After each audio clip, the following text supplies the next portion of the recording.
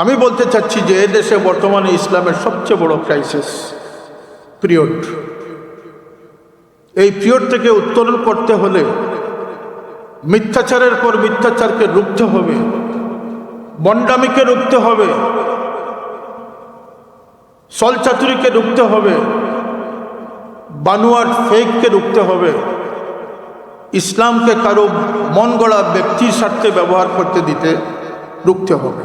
কথা ঠিক না? ঠিক না? এর জন্য এই সেমিনার, এই গুরুত্ব বিবেচনায় আমাদের অংশগ্রহণ খুবই প্রয়োজন। আমার দুর্ভাগ্য যে আমি আমার বিশেষ একটা প্রয়োজনে আমাকে চলে যেতে হচ্ছে।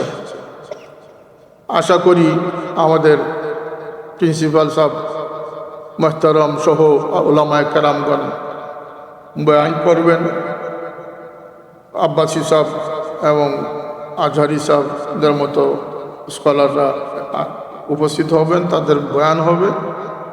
আজকে আমাদের এইভাবে জাগ্রত হতে হবে, ঐক্যবদ্ধ হতে হবে। আমাদের সামনে ইসলামের উপরে যে বিপদ সময় এসেছে, সেই বিপদ সময় থেকে ইসলামকে উদ্ধার করা কি আমাদের জন্য ফরজ, আমাদের জন্য দায়িত্ব আছে না নাই? আমি বললে তো যাই কি কেউ বলবে যে তা কোনো দলের বিরুদ্ধে বলতেছি। আমি দল টল কিচ্ছু বুঝতেছি না, ব্যক্তিও বুঝতেছি না। আমি দূরবীন দিয়ে দূরবর্তী ভবিষ্যৎ, নিকটবর্তী ভবিষ্যৎ, দূরবর্তী ভবিষ্যৎ দেখতেছি। যে দেশের পার্লামেন্টে বসে একজন আলিম নামদারি মিথ্যা নয় ডাহা মিথ্যা বলতে পারে, আগামী প্রজন্মের কাছে কি মেসেজ যাচ্ছে না? যে যদি ওইখানে বসে একজন হুজুর মিথ্যা বলতে পারেন তাহলে মিথ্যা বলা যায়। নাউজুবিল্লাহ বলবেন না? একটা আরেকটাকে সংযুক্ত করে। কথা ঠিক না? ঠিক না? এই বেয়াদবি শব্দ উচ্চারিত হচ্ছে। এক বক্তা বলতেছে আল্লাহ নিজেও তো ছাদাবাজ, নাউজুবিল্লাহ। যারা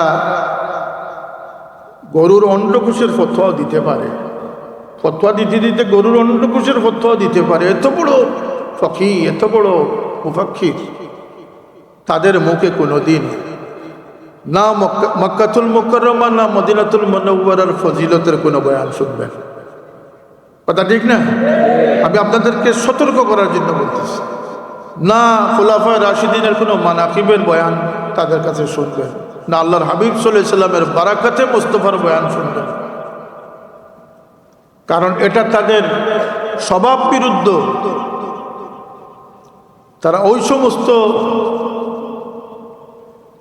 আকিদায় বিশ্বাসী যে আকিদারা খারিজিদের আকিদায় বিশ্বাসী, মুনাফিকদের আকিদায় বিশ্বাসী। সুতরাং তারা দিদারসে সাহাবায়ে কেরামের বিরুদ্ধাচরণ করে চলতেছে। আমিরে মুয়াবিয়া রাদিয়াল্লাহু তাআলা আনহুকে আহলে বয়তের দরদি হয়ে আমিরে মুয়াবিয়াকে গালমন্দ করার মতো লোক আমাদের সমাজে আছে না নাই? আবার সাহাবায়ে কেরামের পক্ষ নিয়ে আহলে বয়তকে তনকিস করার লোক আমাদের সমাজে আছে না নাই? দুটোই আমাদের ঈমান আকীদার জন্য ক্ষতিকর। এমন কিছু বক্তা, সে মিথ্যাচার করুক তাতে আপত্তি নাই, কিন্তু সে মুফাসসির সেজে আলিম বেশি যদি মিথ্যাচার করে, তার মিথ্যাচারের দায়িত্ব ইসলামের উপরে আসবে না? আসবে না। তার সুলনাই মিথ্যা। 90-এর মাল বলেন আর যাই বলেন, তার প্রত্যেকটি কথাই মিথ্যা। একজন মানুষ মৃত্যু প্রমাণিত হয়ে যায়, সমাজে কারণ প্রমাণিত হয়েছে, তাতে কারণই রয়েছে, কিন্তু বাপদাদার বংশ কওম নষ্ট করা, মিল্লাতকে নষ্ট করার অধিকার কারো নাই। আমি আপনাদেরকে জিজ্ঞাসা করতে চাই, এই যে জেহালত আমাদের সমাজে এসেছে, এখনো কি আমরা বসে থাকার সময় রয়েছে? কথা বলেন, বসে থাকার সময় রয়েছে? এটা হচ্ছেটা কেন? এটা হচ্ছে কয়েকটি কারণ, তার মধ্যে একটি হচ্ছে না জানা, জ্ঞান বুদ্ধি লোপ পেয়েছে। আর লোপ পাওয়ার কারণ হচ্ছে সঠিক নির্দেশনা যারা দিবেন আলিম উলামারা, যারা ভালো মানুষ তারা নীরব হয়ে গেছে, আর যারা মিথ্যাচার করতে পারে তাদের কাছে মিম্বর ছেড়ে দিয়েছে। সাল্লাল্লাহু আলা সাইয়্যিদিনা ওয়া মাওলানা মুহাম্মদ ওয়া আলা আলিহি ওয়া আসহাবিহি ওয়া সাল্লাম। শাহজালাল ওয়েলফেয়ার ট্রাস্টের পক্ষ থেকে আহলে বাইতে রাসূল সাল্লাল্লাহু আলাইহি সাল্লামের তাজকিরার এই অনুষ্ঠান, মানাকিব ফাজাইল আলোচনার এই অনুষ্ঠানের সম্মানিত সভাপতি, ট্রাস্টের সভাপতি হাফিজ আলাউর রহমান টিপু সাহেব, আজকের এই মহফিলে উপস্থিত মৌলভীবাজার টাউন কামিল মাদ্রাসার প্রিন্সিপাল সাহেব সহ ওলামায়ে কেরাম, মুবাল্লিগিন, আমাদের সংগঠন আঞ্জুমানে আল ইসলাহ তালামিয়া ইসলামিয়ার নেতৃবৃন্দ, হাজিরিনে কেরাম, সামিনে এদাম, আজকের সময়ে এই ধরনের অনুষ্ঠান, এই ধরনের শিরোনাম একদিকে আমাদের জন্য অত্যন্ত আনন্দের সৌভাগ্যের বিষয়, অন্যদিকে আমাদের একটা চিন্তারও কারণ। আজকের থেকে কিছুদিনের মধ্যে এমনও হতে পারে যে আল্লাহর পেয়ারা হাবিব মুহাম্মদুর রাসূলুল্লাহ সাল্লাল্লাহু আলাইহি সাল্লামের যে বাণীগুলো রয়েছে, লক্ষ লক্ষ হাদিস রয়েছে, ৮৬ কিতাব সহ শত কিতাব রয়েছে হাদিসের, এগুলোর সত্যতার জন্য, এগুলোকে সত্য প্রমাণ করার জন্য হয়তো মাহফিলের আয়োজন হতে পারে। কারণ ইসলামের দুশ্মন যারা, তাদের প্রচেষ্টা কিন্তু থেমে নেই। তারা আল্লাহ নবীর, আলে রসুল, আহলে বাইতে রসুল, আজওয়াজে মুতাহহারাত, এগুলোর সম্মানকে তনকিস করার অপচেষ্টা আজকে নতুন নয়, কিন্তু আজকের দিনে সেটা অত্যন্ত ব্যাপকতা লাভ করেছে। যেগুলোর সাথে আমাদের ইমানি সম্পর্ক, আজকের দিনেও মুসলমান নামদারিরা এমনও ফেসবুক স্ট্যাটাস দিতেছে যেখানে সম্পূর্ণভাবে হাদিস শরীফকে অস্বীকার করা হচ্ছে, হাদিস শরীফকে অস্বীকার করতেছে, এবং একই ধারায় তারা আল্লাহর হাবিব সাল্লাল্লাহু আলাইহি সাল্লামের পরিবারভুক্ত যারা আছেন তাদের মর্যাদাকে তারা বুলণ্ডিত করার চেষ্টায় লিপ্ত রয়েছে। রাসূল পাক সাল্লাল্লাহু আলাইহি সাল্লামের হীন হায়াতে তার পরিবার পরিজনকে নিয়ে তিনি যে উম্মতের জন্য যে আশাবাদ ব্যক্ত করেছেন, আল্লাহর হাবিব সাল্লাল্লাহু আলাইহি সাল্লামের সেই রেখে যাওয়া তার বংশ পরম্পরা, যাদের জন্য আল্লাহ পাকের অফুরন্ত দয়া নেয়ামত রয়েছে, আর আল্লাহর অফুরন্ত দয়া নেয়ামত যাদের জন্য রয়েছে তাদের জন্যই পরীক্ষা রয়েছে। বুখারী শরীফে একখানা হাদিস আছে, ইন্নাল্লাহ ইজা আহাব্বা আবদান ইবতালাহ। নিরাপদ মানুষ আল্লাহর প্রিয় যে তা বলা যায় না, বরং আল্লাহর হাবিব বলতেছে নিঃসন্দেহে নিশ্চয় যে মানুষের উপর যাকে আল্লাহ বেশি ভালোবেসেছেন তাকে উপর্যুপরি মুসিবত দান করেছে। শুধু আহলে বাইতে রসুলের উপরেই নয়, আল্লাহ নবীর যে খানদান, তার যে বংশ পরম্পরা, নসবে মুতাহারা, সেই যুগে যুগে আল্লাহর হাবিব সাল্লাল্লাহু আলাইহি সাল্লামের বংশেই সবচেয়ে বেশি পরীক্ষা সংগঠিত হয়েছে। ইব্রাহিম আলাইহিস সালামের উপরে পরীক্ষা এসেছে, ইসমাইল আলাইহিস সালামের উপরে পরীক্ষা এসেছে, এমনকি আল্লাহর নবীর ওয়ালিদ মুহতারাম হযরত আব্দুল্লাহ, তাকেও ছুরির নিচ থেকে আল্লাহ রক্ষা করেছে। 100টি উটের বদলে তার জান রক্ষা হয়েছিল। এই আবা ও আজদারদের মধ্যে আল্লাহর পরীক্ষা ছিল, আল্লাহর নবীর পরবর্তী বংশধরদের মধ্যেও পরীক্ষা রয়েছে। আজকের এই অনুষ্ঠান এজন্যই, আজকে ওকালতি, দুই দ্বারার ওকালতি রয়েছে। আজকের দিনে একদল মানুষ এজিদের পক্ষে ওকালতি করে ইমাম হুসাইন রাদিয়াল্লাহু তাআলা আনহুকে দোষী সাব্যস্ত করার কাজে ব্যস্ত রয়েছে, এবং তারা এই বিষ বাষ্পটি মানুষের মধ্যে ছড়াই দেওয়ার চেষ্টা করতেছে যে ইমাম হুসাইন রাদিয়াল্লাহু তাআলা অপরিণামদর্শী ছিলেন, ক্ষমতা লিপ্সু ছিলেন। নাউজুবিল্লাহ। এ ধরনের সেমিনার আয়োজনের মাধ্যমে সুন্নিয়ত বলতে আমরা কি বুঝি? আমরা যদি এর আগে যাই, আমরা দেখতে পারব যে সমস্ত মুসলমানরা ইসলামের রুকুন আরকান, হুকুম আহকামের ভিতর দিয়ে আল্লাহর নবীকে মহব্বতের দৃষ্টিতে, যারা মহব্বতের ক্ষেত্রে যারা গ্রহণ করেছিলেন, তারাই মুমিন হয়েছিলেন, তারাই সাহাবী হয়েছিলেন। আর সমস্ত আমলের পাবন্দি থাকা সত্ত্বেও যাদের অন্তরে আল্লাহর হাবিব সাল্লাল্লাহু আলাইহি ওয়াসাল্লামের মহব্বত স্থান পায় নাই, তারাই মুনাফিক হয়েছে। পরবর্তীতে এরাই খারিজি হয়েছে, এরাই রাফিজি হয়েছে। এই সমস্ত ফিতনা সৃষ্টিকারী দল উপদলের উপধারাগুলো এখন আমাদের সমাজে বিদ্যমান। এর ফলে কি হচ্ছে? মুসলমানরা এক সময় দুনিয়ার সবচেয়ে গৌরবোজ্জ্বল জাতি হিসাবে মাথা তুলে দাঁড়িয়েছে। আজকের দিনে একথা লিখে রাখেন যে যদি এই দ্বারায় চলতে থাকে, তাহলে আগামীতে পৃথিবীতে 3000-এরও অধিক ধর্ম রয়েছে, বানোয়াট মন গড়া ধর্ম মতাদর্শ রয়েছে। এর মোকাবিলায় একটি ধর্ম, যেটি আল্লাহ পাকের মনোনীত ধর্ম, দ্বীনে ইসলাম ছিল। আর যুগে যুগে মুসলমানরা এই ইসলামের সুহরত সৌন্দর্য রক্ষার জন্য অকাতরে নিজের জীবন দিয়েছেন, কিন্তু ইসলামের উপরে কোনো, ইসলামকে কলুষিত হতে দেন না।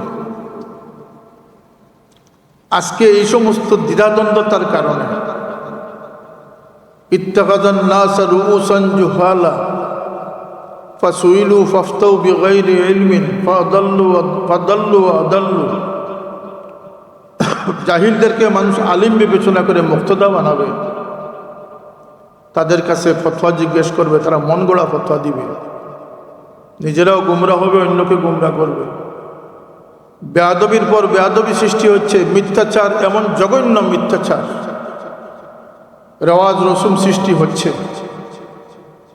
তার ফলশ্রুতিতে কি করতেছে? বাংলাদেশের মুসলমান সমাজ কোন পর্যায়ে দাঁড়িয়েছে? ওয়াজ তো আমাদের দেশে কম হয় না, স্কলার বক্তাদের তো কোনো অভাব নেই। সপ্তাহদিন আগে যে ন্যাক্কারজনক ঘটনা বাংলাদেশে ঘটেছে, 4 ভাই মিলে এক ভাইকে হত্যা করেছে। হত্যার পিছনে কারণ হচ্ছে সে ভাইটি তার মাকে বেইজ্জত করেছে। নাউজুবিল্লাহ বলবেন। আইয়ামে জাহিলিয়াত, যেটা আল্লাহর নবী সাল্লাল্লাহু আলাইহি ওয়াসাল্লাম যখন মবউস হয়েছিলেন, তখন যে জাহিলিয়াত ছিল, সেই জাহিলিয়াত পৃথিবীর ইতিহাসে সবচেয়ে ঘৃণিত সময়। এর একটা অন্যতম বড় কারণ ছিল যে জীবন্তভাবে মেয়ে সন্তানদেরকে পতিত করা হতো, মেরে ফেলা হতো। তার চেয়ে কি জঘন্য ঘটনা আমাদের সমাজে, মুসলমান সমাজে এখন হচ্ছে না?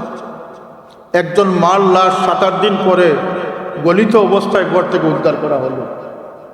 একটা শিশু সন্তানকে জীবন্ত পতিত করা এক মুহূর্তের কাজ, কিন্তু একজন বৃদ্ধ মা, অসহায় মাকে তিলে তিলে দুঃখে দুঃখে মরা, তার চেয়ে জঘন্য কাজ। কথা ঠিক না? ঠিক না?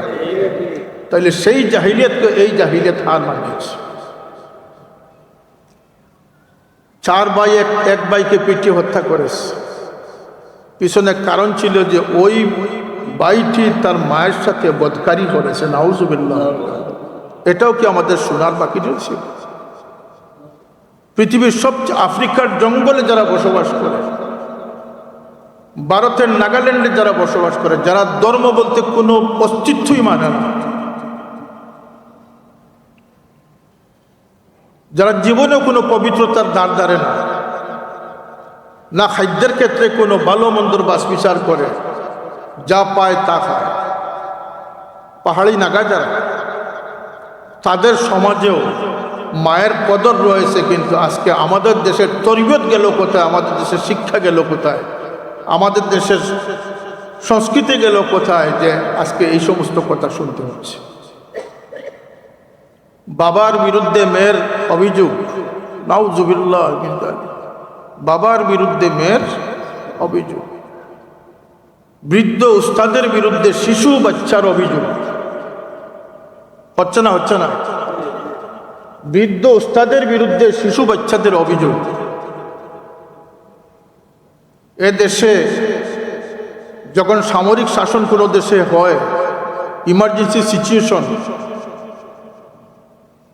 পলিটিক্যাল ক্রাইসিস যখন সর্বনিম্ন পর্যায়ে যায়, তখন সামরিক শাসন আসে।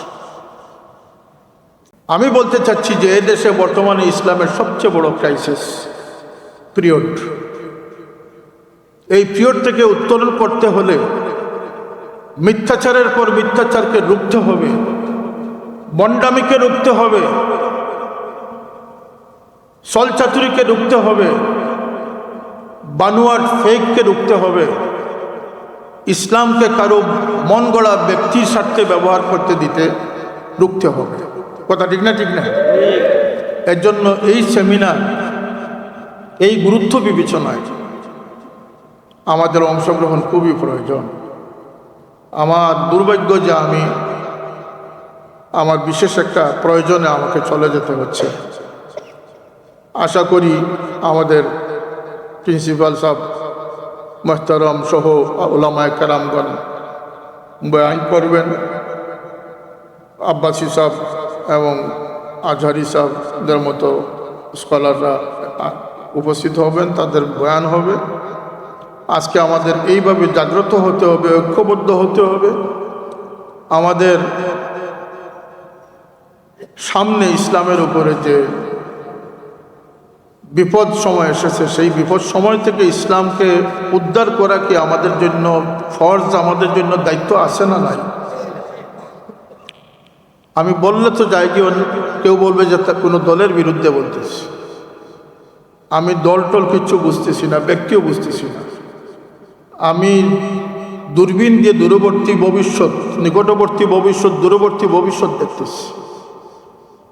যে দেশের পার্লামেন্টে বসে একজন আলিম নামদারি মিথ্যা নয়, ডাহা মিথ্যা বলতে পারে, আগামী প্রজন্মের কাছে কি মেসেজ যাচ্ছে?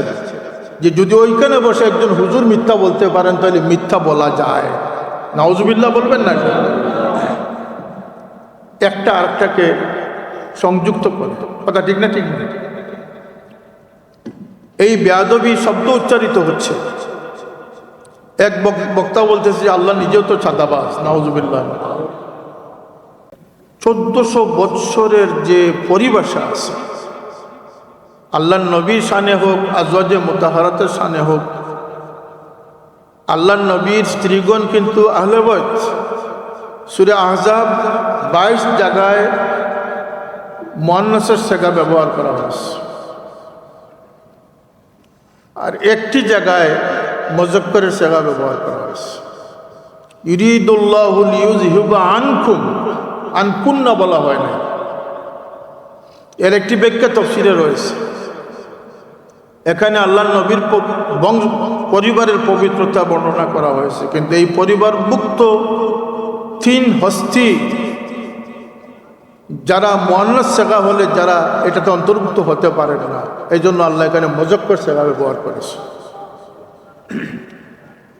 আর আরবি কায়দা হচ্ছে যখন পুরুষদের উপস্থিতি থাকে তখন মহিলা, যেমন আমরা যদি একটা ঘরে গিয়ে যদি প্রবেশ করি, পুরুষ মহিলা থাকে, তাহলে আমরা সালাম কি বলবো? আসসালামু আলাইকুম বলবো, আলাইকুম না বলতাম। এই আল্লাহর হাবিব সাল্লাল্লাহু আলাইহি সাল্লামের বংশ পরস্পরা, এরা শুধু যে আল্লাহ তাদেরকে রিজ থেকে পাক রেখেছেন, অপবিত্রতা থেকে পাক রেখেছেন তা নয়, আল্লাহ এই দিনের কুরবানির জন্য তার হাবিব সাল্লাল্লাহু আলাইহি ওয়াসাল্লামের বংশকে মন্তখব করেছে। তার প্রকৃষ্ট প্রমাণ হচ্ছে কারবালার ঘটনা। সাইয়েদনা ইমাম হুসাইন রাদিয়াল্লাহু তাআলা আনহু গভীরভাবে চিন্তা করে দেখবেন যে উম্মতের সামনে দুই দ্বারার এক দ্বারাকে প্রতিষ্ঠিত করার জন্য যার সাহস, শক্তি, সামর্থ্য নিয়ে তিনি এটার মোকাবিলা করবেন, সেই উপযুক্ত ব্যক্তি ছিলেন ইমাম হুসাইন রাদিয়াল্লাহু তাআলা। কারবালার ঘটনাটি কোনো স্বাভাবিক ইতিহাস নয়। যারা এটাকে খুব তুচ্ছভাবে দেখতে চান, এটা তো মুহররম মাসে না হয়ে রজব মাসে হতে পারত, রমজানে হতে পারত, শাওয়ালে হতে পারত, মুহররমের 8 তারিখে হতে পারত, 9 তারিখে হতে পারত। আল্লাহর ইচ্ছা হচ্ছে যে উম্মতে মুহাম্মদীর জন্য আমি যুগে যুগে আমার নবীদের প্রতি আমার দয়ার পরাকাষ্ঠা দেখিয়েছি এই 10ই মুহররম। আমার হাবিবের উম্মতের সবচেয়ে দুর্যোগপূর্ণ মুহূর্তে আজকের এই কুরবানিকে আমি 10ই মুহররমে অনুষ্ঠিত করে এটাকেও আমি আমার দয়ার একটা ইতিহাস হিসাবে আমি সারা কিয়ামত পর্যন্ত এটা মানুষের সামনে রাখতে চাই। সুবহানাল্লাহ বলবেন। ইমাম হুসাইনের শাহাদত কত তারিখে ছিল? 10 মুহররম ছিল। এটা তো 9 মুহররম হতে পারত, 11 মুহররম হতে পারত। সুতরাং এই খানদান, এই পরিবার, যাদের প্রতি আমাদের মহব্বত ইমানের অংশ, কথা বলেন, যাদের প্রতি আমাদের মহব্বত ইমানের অংশ, শুধু আকীদা নয়, এটা ইমানের অংশ। এখানে মুমিন আর মুনাফিকের পার্থক্য। আল্লাহর হাবিব সাল্লাল্লাহু আলাইহি ওয়াসাল্লাম আল্লাহর দোহাই দিয়ে আল্লাহর ওয়াসিতা পেশ করে যাদের প্রতি সদয় থাকার জন্য বলেছেন, সেটা হচ্ছে তার পরিবার। তারাকতু ফীকুম আমরাইন কিতাবুল্লাহ ওয়া সুন্নতে রাসূলি কিতাবুল্লাহ ওয়া ইত্রাতি, দুইটাই রয়েছে হাদিস শরীফ। এই জন্য আমাদের উচিত আল্লাহর হাবিব সাল্লাল্লাহু আলাইহি ওয়াসাল্লামের এবং তার পরিবার পরিজনকে যথাযথ সম্মান, ইজ্জত, আর এটা একটার সাথে আর একটা সম্পর্কিত। আজকে যদি যারা হুসাইন রাদিয়াল্লাহু আনহুকে ইজ্জত ঘটাবার প্রচেষ্টা যদি সফল হয়ে যায়, তাদের চিনতে ভুল করবেন না, তারা ওই সমস্ত মানুষ যারা শাহজালালের মাজারকে গুড়িয়ে দিতে চায়। এটা একই সূত্রে কথা। এদের নাম হচ্ছে খারিজি, ওয়াহাবি, লামজহবি, সালাফি। এদের এজেন্ডা হচ্ছে ইসলাম আমল, ইয়াকিনকে বৃদ্ধি করা নয়। এদের এজেন্ডা হচ্ছে আল্লাহর নবী থেকে মানুষের মনোভাবকে সরানো। আমার বাবা বলতেন যে বিদেশি রাষ্ট্ররা জামাত জামাত ছেড়ে দিয়েছে, যে নবী থেকে সরাও, আল্লাহকে পাওয়াই দাও, আল্লাহকে ধরাই দাও। কসমিন কালে কিয়ামত পর্যন্ত যদি কোনো মানুষ চেষ্টা করে আল্লাহর হাবিবকে বাইপাস করে আল্লাহর সাথে সম্পর্ক করতে, তার পক্ষে কি সম্ভব হবে? না কোনো নবী রসুলদের পক্ষে সম্ভব হয়েছে। আর এটাও আমরা বলতেছি যে আল্লাহর নবীর খানদানকে অবজ্ঞা করে কোনো মানুষ আল্লাহর হাবিবের দামন ধরে টিকে থাকতে পারবে না। হুজুরে পাক সাল্লাল্লাহু আলাইহি ওয়াসাল্লাম এতটুকু বলে গেছেন যে যদি কোনো মানুষ আমার বংশের কারো কোনো উপকার করে, ইহসান করে, আর যদি কোনো অসুবিধার কারণে সে তার প্রতিদান দিতে নাও পারে, আমার সেই উম্মতের প্রতিদান আখিরাতে আমি আদায় করব।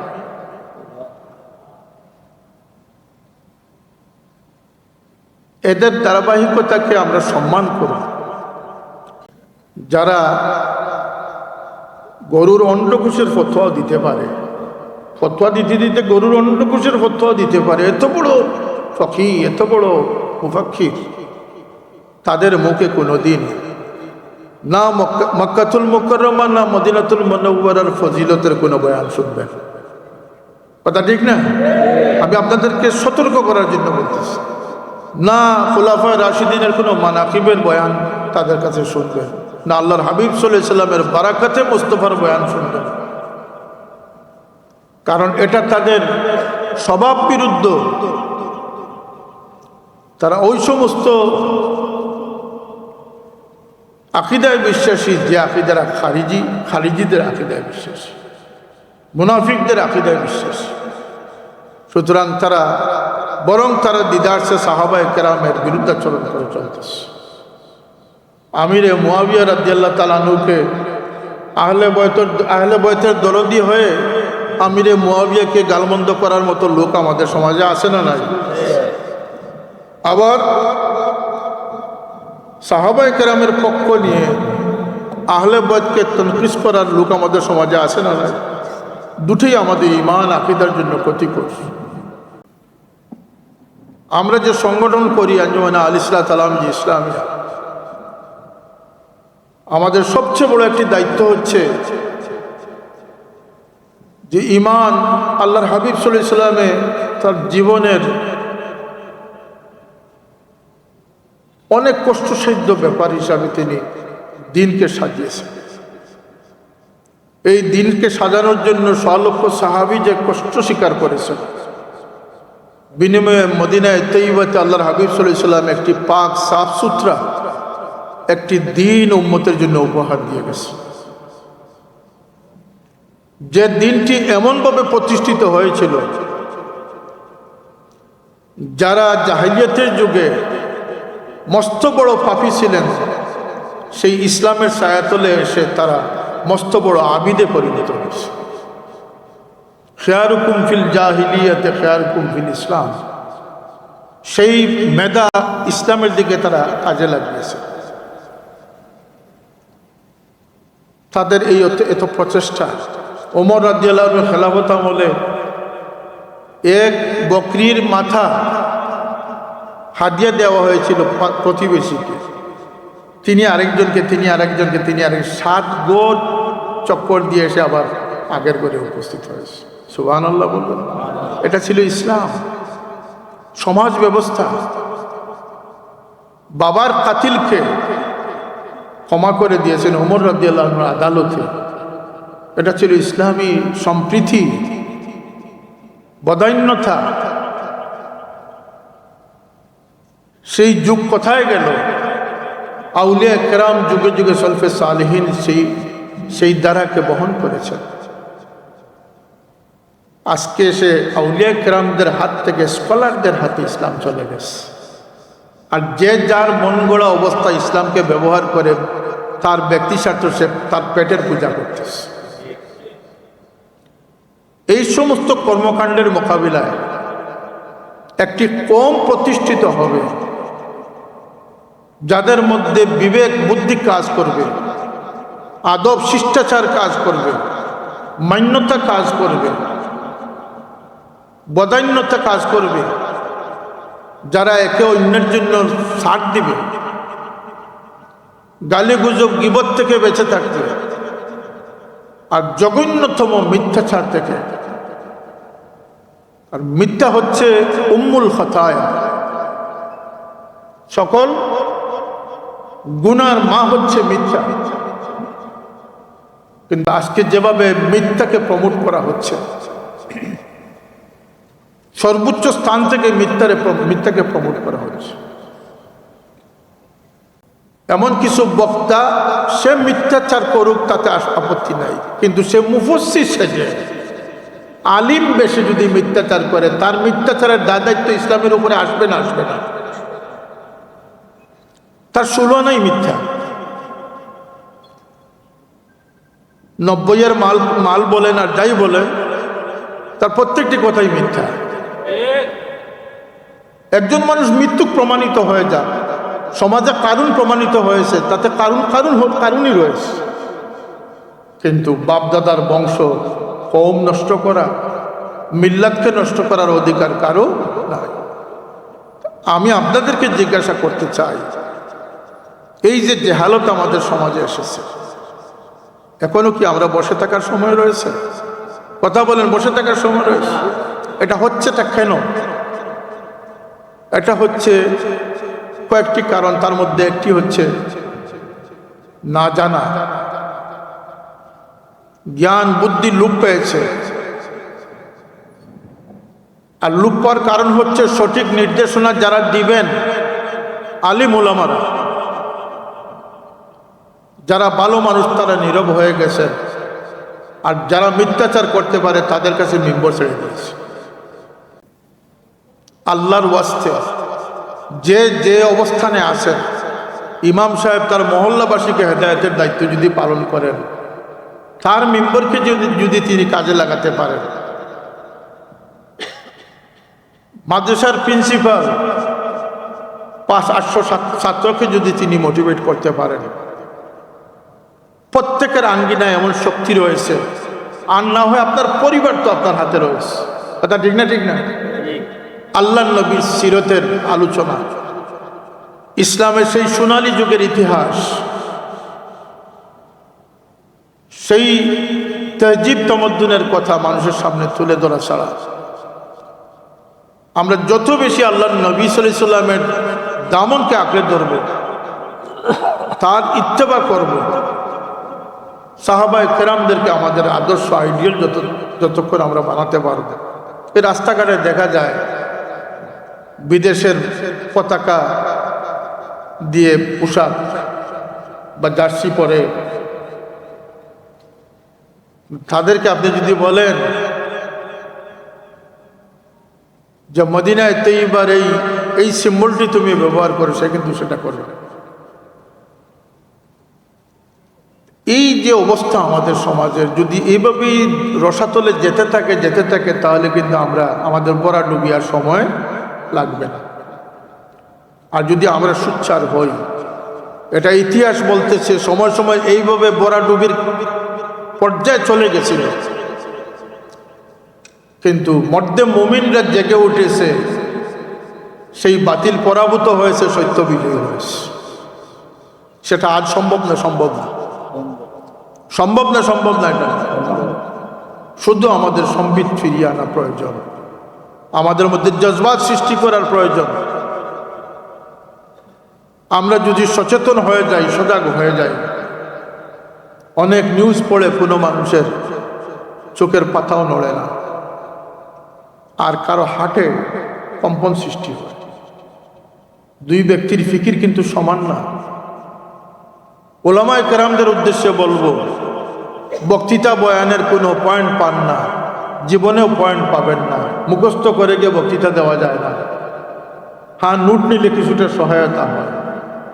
যদি দিন কায়েম করতে চান, দিনের খাদিম হতে চান, দুইটা গুণ আপনার মধ্যে সৃষ্টি করেন। একটি হচ্ছে আপনার মধ্যে ফিকির সৃষ্টি করেন।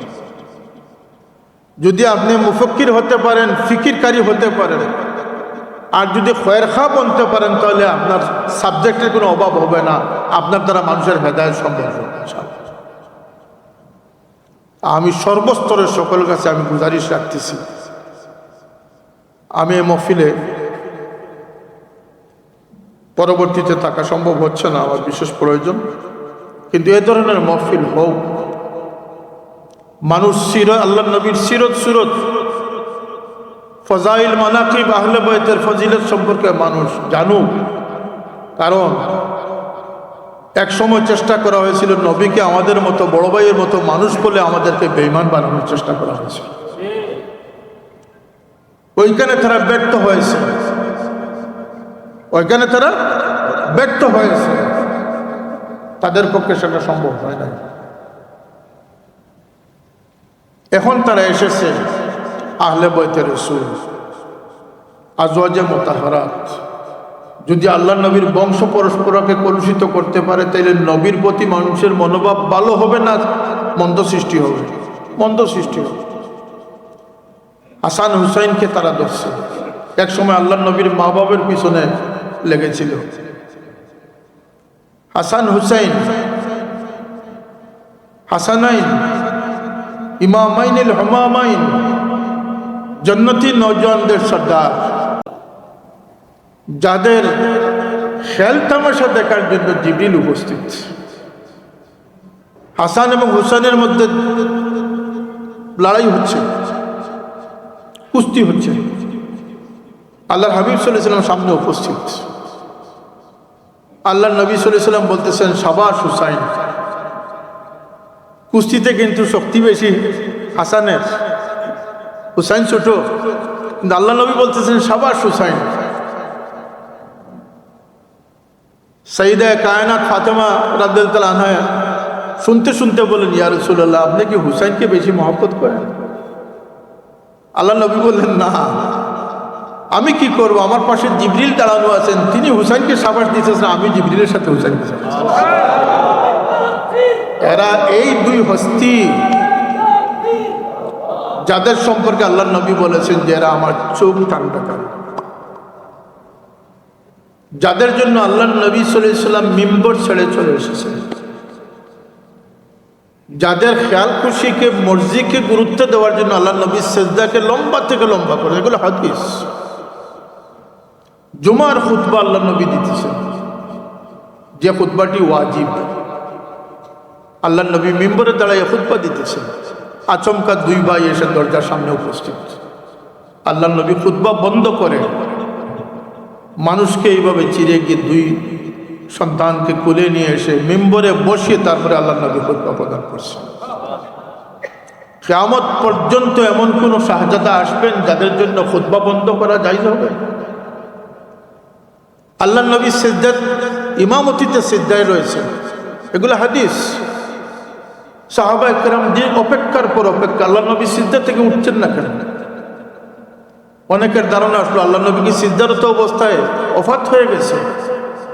তো সামনের সারির দুই একজন মাথা উঠিয়ে দেখলেন যে না, হাসান বা হুসাইন কেউ একজন আল্লাহ নবীর কোমরে চড়ে বসেছে।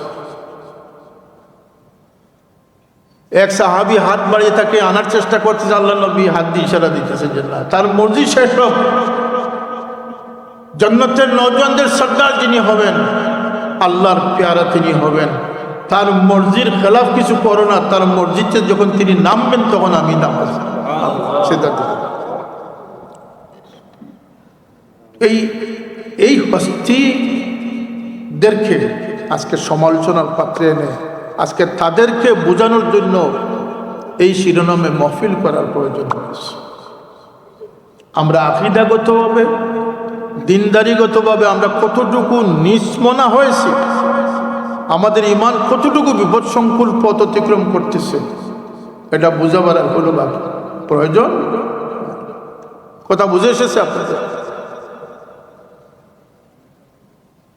আল্লাহ নবী পেয়ারা নবী সাল্লাল্লাহু আলাইহি ওয়াসাল্লাম মোনাজাত করতেছেন, দোয়া করতেছেন, আল্লাহ হাসান হুসাইনকে আমি ভালোবাসি, তুমি তাদেরকে ভালোবাসো। আল্লাহ যে তাদেরকে ভালোবাসবে তুমি তাদেরকে ভালোবাসো, যে তাদের সাথে দুশমনী রাখবে তুমি তাদের সাথে দুশমনী রাখবে। এর এই পর্যায়ে হাজারো কারণ তাদের এর পিছনে রয়েছে। শুধু শুধু যে আলী ফাতেমা থেকে তারা দুনিয়াতে এসেছেন এই জন্য ফজিলত তা না, এর পিছনে অন্য অনেক অনেক কারণ রয়েছে। এদের কুরবানি এত বড় হস্তিদ্বয়, তাদের দুনিয়া থেকে বিদায়টা কিভাবে হয়েছে? হাসান 20 পানে শহীদ হয়েছে। আল্লাহ নবীর উম্মতদের মধ্যে গাদ্দার কেমন ছিলেন যে এই দুই হস্তি যারা বেশি নওজওয়ানদের সর্দার, আল্লাহ নবীর চোখ ঠান্ডা করে।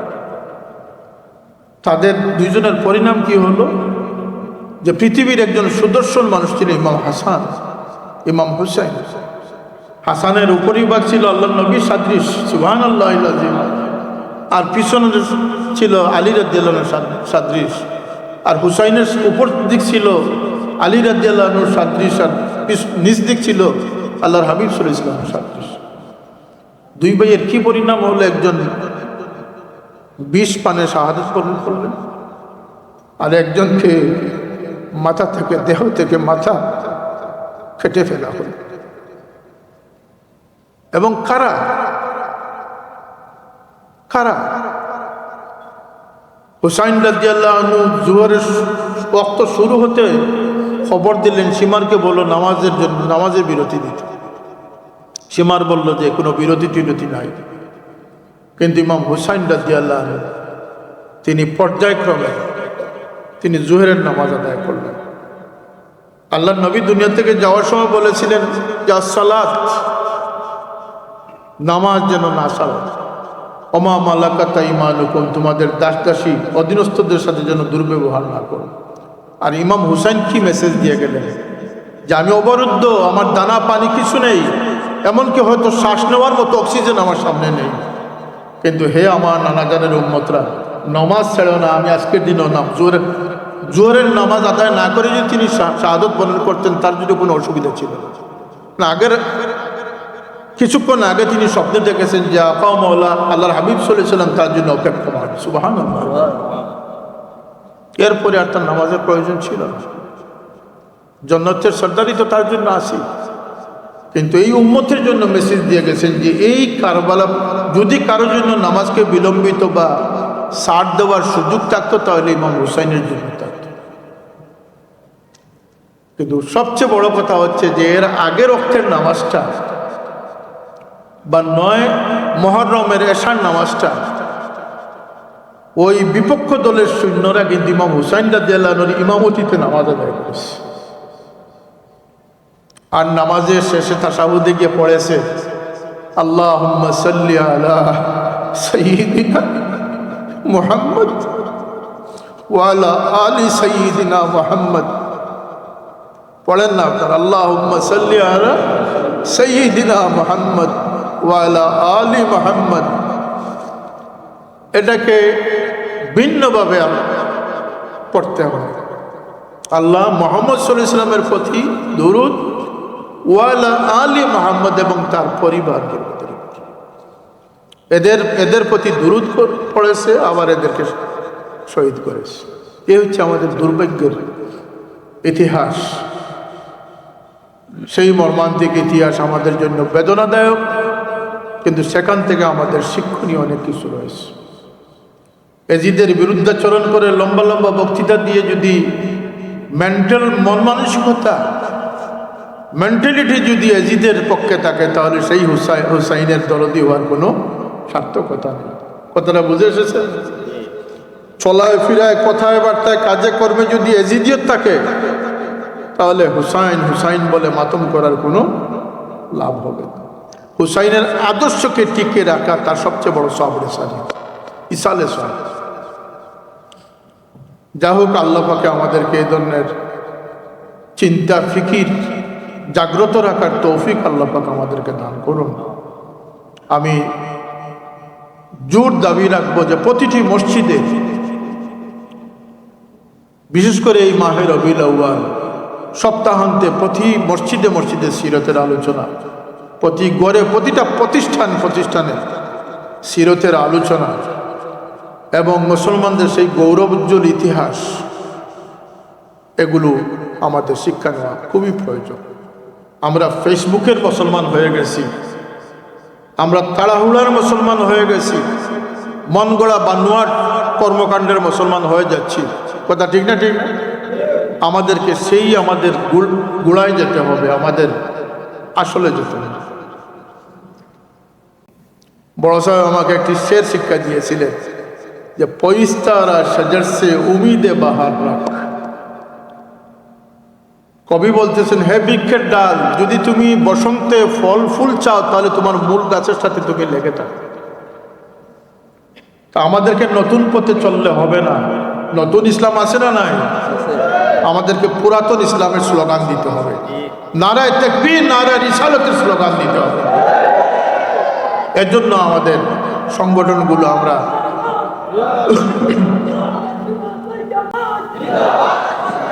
এখন এই উপলক্ষে শাহজালাল ওয়েলফেয়ার ট্রাস্টের পক্ষ থেকে দাতা যারা আছেন, শুভানুদ্দায়ী কন্ট্রিবিউশন যারা করছেন, তাদের মুর্দেগানের জন্য ইসালে সব শাহ মুস্তাফা রহমতুল্লাহ আলাইহি সহ বুজুর্গানে কেরামদের ইসালে সব, এই উপলক্ষে খতমে বুখারী হয়েছে। আমরা সংক্ষিপ্ত আসহাবে বদরিনের কিছু নাম উল্লেখ করি, তারপরে আমরা বুখারী শরীফের প্রথমের দোয়া সহ এক দোয়া শেষ করে আমি বিদায় নিব আপনাদের খেদমত থেকে।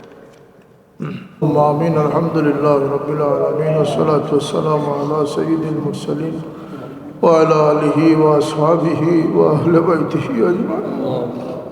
ربنا تقبل منا إنك أنت السميع العليم وتب علينا إنك أنت التواب الرحيم اللهم أرنا الحق حقا وارزقنا اتباعه وأرنا الباطل باطلا وارزقنا اجتنابه وجعلنا من الراشدين اللهم حبب إلينا الإيمان وزينه في قلوبنا وكره إلينا الكفر والفسوق والعصيان واجعلنا من الراشدين إلهي بجاه نبيك المصطفى ورسولك المرتضى طهر قلوبنا من كل وشم يبعدنا عن مشاهدتك وأمتنا على السنة والجماعة والشوق إلى لقائك يا ذا الجلال والإكرام আল্লাহ আমরা আহলে সুন্নাতুল জামাতের আকীদার উপরে কায়েম রাখিও আমরা বিবি বাচ্চাদের এই আকীদার উপরে কায়েম রাখিও আল্লাহ বাতিল ফিতনা বলতে কি আমরা বাচ্চাদের হেফাজত ফরমাও ইয়া আল্লাহ এই দেশ থেকে গজবরে দূর করি রহমতের বরকত নাজিল ফরমাও আল্লাহ আমরা ঘরে ঘরে শান্তি দিয়া তনে মনে খুশি রাখি আল্লাহ তোমার গোলামির তৌফিক দান করি দাও ইয়া আল্লাহ আজকের এই মাহফিলে কবুল ফরমাও আমরার জমা ওয়ারে কবুল ফরমাও আল্লাহ আপনার হাবিবের হকিকি মহব্বতের সিলসিলাতে আমরা কায়েম রাখিও মাওলা ফিতনা থেকে আহলে ফিতনা থেকে আমরা হেফাজত ফরমাও আল্লাহ আজকের এই মেহনত কোশিশে কবুল ফরমাও আপনার সাহায্যকার বান্দা হলরে দিন দুনিয়া সাহায্য ফরমাও ইয়া আল্লাহ আপনার ওলির নাম ওর ট্রাস্ট শাহজালাল ওয়েলফেয়ার ফাউন্ডেশন আল্লাহ তার তরক্কি এনায়ত ফরমাও तमाम खिदमत हलरे कबूल फरमाओ या अल्लाह ज़रा जे खिदमत राखो माने इज्जते सठिक भावे खिदमत अंजाम दिबार तौफीक दाओ अल्लाह हमरा दरसगाह हलरे तुमी हिफाजत फरमाओ कायम राखियो या अल्लाह हमरा अनेके मा बाबा हाराइलिছেন माওला माई बाबार बदला तो दिबार हमरा किछु নাই আমরা দোয়া করি আল্লাহ हमरा माई बाबार कबरेर जन्नतेर बाग बानाই দাও रब्बिरहमहुमा कमा रब्बायानी सगीरा अल्लाह ज़रा माई बाबा दुनियाते আসেন खिदमत करी दुआ लইবার तौफीक দাও औलाद दी कोनो मुमिन दी खंदाइयो ना या अल्लाह औलादर परेशानी থেকে মা বাবা হলর হেফাজত ফরমাও या अल्लाह फरर मोहताजी থেকে আমরা হেফাজত ফরমাও হালাল রুজির পথ খুলে দাও বরকত এনায়েত ফরমাও अल्लाह जाहिर बातिन बीमार हलর শিফা এনায়েত ফরমাও अल्लाह আপনার नेक बंदा हलর मोहब्बत আমরা দুনিয়াতে রাখি হাসরও তারা সঙ্গী বানাইয়া দেন ইয়া আল্লাহ এই মৌলভীবাজার টাউন ও শাহ মুস্তাফা রহমতুল্লাহ আলাইহি অপরাপর বুজুর্গানে کرام এবং মুর্দেগান হলরে তুমি মাফ করে দাও আল্লাহুম্মা সাহিল লানা কুল্লা সাবিন বিজাহ নবিকা সাইয়্যিদিনা মুহাম্মাদিন সাল্লাল্লাহু দিনের উপরে যে হামলা হয়েছে এই হামলার থেকে আপনার হাবিবর দিন রে হেফাজত ফরমাও